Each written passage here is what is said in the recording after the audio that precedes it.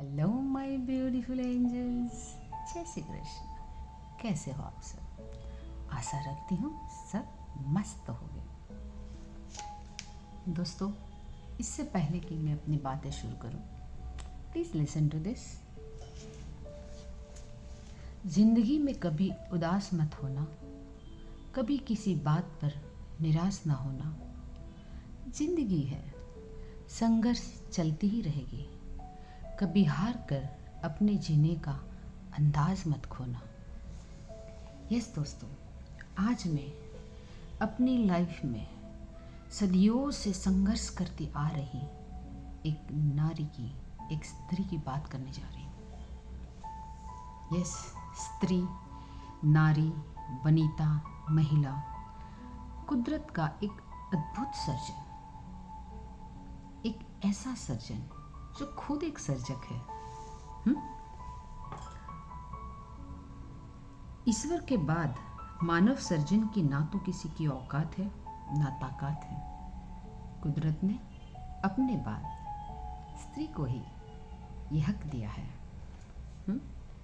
इतनी सम्मानीय व्यक्ति का आज सोसाइटी में क्या स्थान है दोस्तों? चलो बात कर लेते हैं।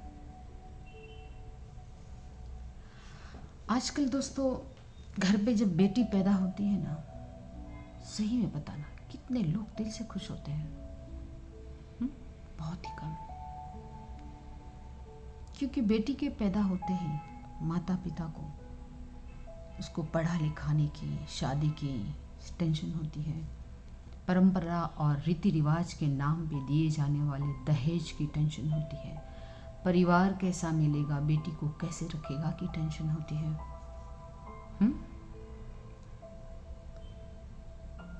दोस्तों, माँ बाप उस बेटी को पढ़ा लिखा कर काबिल तो बनाते हैं, वो एक वर्किंग वुमन तो बन जाती है, लेकिन नौकरी करके कमाने वाली बहू के पास आज भी घर के कामकाज, व्यवहार की उतनी ही अपेक्षा रखी जाती है जितनी एक हाउसवाइफ से। ये कहाँ तक और कितना सही है? माना कुदरत ने स्त्री को शक्तिशाली, होशियार बनाया है, सब कुछ मैनेज कर लेती है, वो अलग बात है।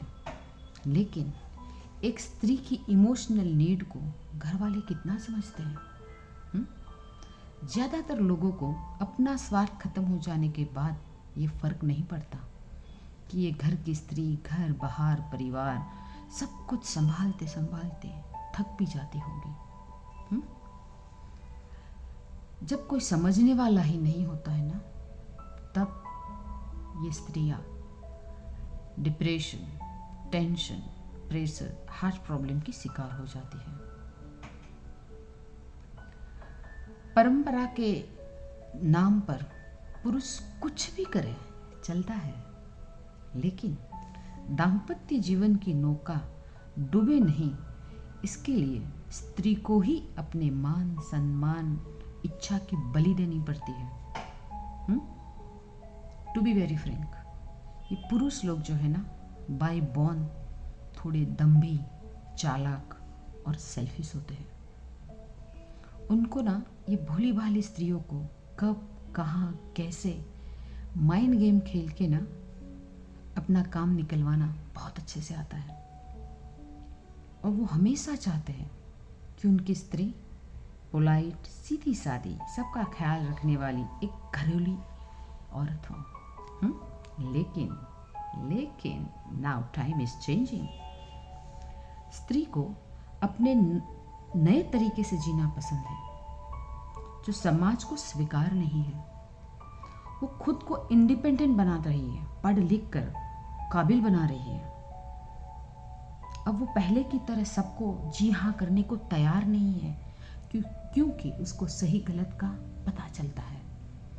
ये बात आज के समाज के सो कॉल्ड ठेकेदारों को पसंद नहीं है, क्योंकि इनके ईगो को वो बहुत हर्ट करती है। इसीलिए तो आजकल मैरिड लाइफ में बहुत ज़्यादा संघर्ष चल रहा है, डिवोर्स बढ़ रहे हैं। यही तो एक रीज़न है। दोस्तों, जब पति अपनी पत्नी के बारे में सबके सामने मजाक में कुछ भी बोल देना, तो पत्नी को इस बात को हंस के निकाल देना पड़ता है। लेकिन बाई चांस अगर यही बात पत्नी ने की तो आसमान गिर जाएगा। क्यों भाई? जब तक ये पति लोग ना, मैं तो गर्मा गर्म रोटी खाने की आदत मेरी तो है भाई, इस मेंटालिटी से जब तक बाहर नहीं आएंगे ना, तब तक ये स्त्री किचन की भट्टी में अपने आप को सेकती रहेगी। आदतें बदलो बॉस। वो भी तो काम करती है, वो भी तो इंसान है। माना आजकल स्त्रियों ने अपने पंख फैलाने शुरू किए हैं, हर फील्ड में वो अपने आप को प्रूव कर रही है, बहुत गर्व और आनंद की बात है। लेकिन कितने परसेंटेज? दिल्ली बहुत दूर है दोस्तों। पुरुषों के लिए एक आदर्श स्त्री बोले तो जैसे सीता माँ, जिन्होंने हर हाल में अपने पतिदेव का साथ निभाया। आज 21वीं सदी में भी बलिदान देने वाली स्त्री को महान मानते हैं। लेकिन लेट मी टेल यू, स्त्री के लिए सीता जी एक प्रेरणा का प्रतीक नहीं है, लेकिन एक चेतावनी है। खुद के अस्तित्व को खोकर एक आदर्श पत्नी, पुत्री, माता, बहू बनने के चक्कर में खुद को किसी की गुलाम न बना दे, इस बात की चेतावनी। इतना कुछ करने के बाद भी तो सीता माता की अग्नि परीक्षा हुई थी ना। तो हम किस खेत की मूली है? आपने देखा होगा दोस्तों, रामायण की सीता से लेकर कलयुग की सीता तक ये बात अचल है कि राम जी एक आदर्श पुत्र, आदर्श भाई, आदर्श राजवी है। लेकिन आदर्श पति का विरुद्ध दिया गया है, कहीं सुना है आपने? नाउ लेट्स टॉक अबाउट आजकल की सो कॉल्ड सुपर वुमेन। उसके पास सब कुछ है, पैसा है, पति है, सेक्स है, गुड जॉब है, बच्चे हैं, पर क्या इमोशनल लेवल पे वो भरपूर है? Let me tell you, big no. क्योंकि उसे लगता है कि ये पुरुष प्रधान समाज में उसका भरपूर उपयोग किया गया है, वो खाली हो गई है, उसको निचोड़ दिया गया है। वो कमाएगी भी तो पति जितना और कभी तो इससे ज्यादा, लेकिन फिर भी घर का किचन तो बहू संभालेगी, बच्चे, घर बाहर व्यवहार तो बहू संभालेगी। ये कहाँ का न्याय है?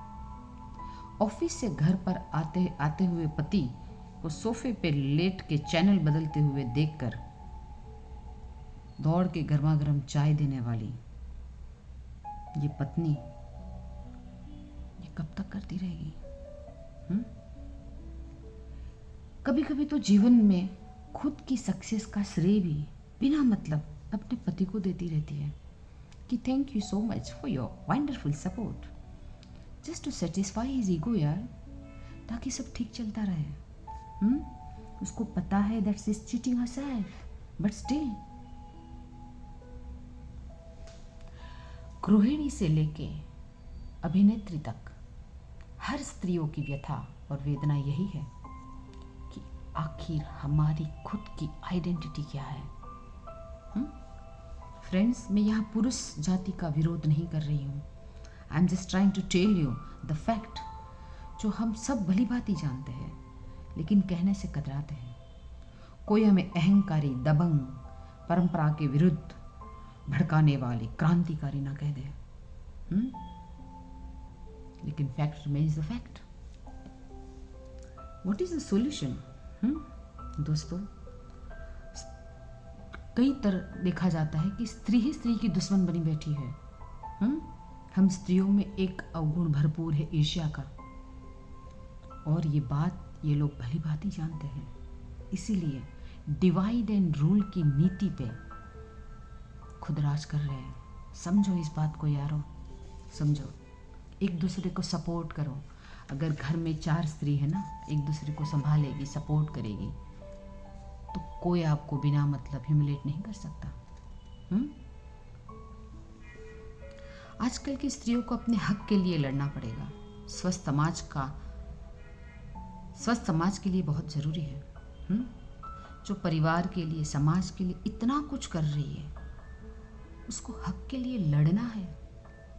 ओह माय गॉड, सरकार ने नारी सुरक्षा, नारी संरक्षण, नारी हक, घरेलू हिंसा के विरुद्ध बहुत सारे कानून बनाए हैं, लेकिन हम सबको मिलके, सब संगठनों, नारी संगठनों, सामाजिक संस्थाओं, मीडियाओं, सबको साथ में मिलके इसके लिए जागरूकता लानी पड़ेगी। आज भी गांव की स्त्रियों घूंघट में रहती है।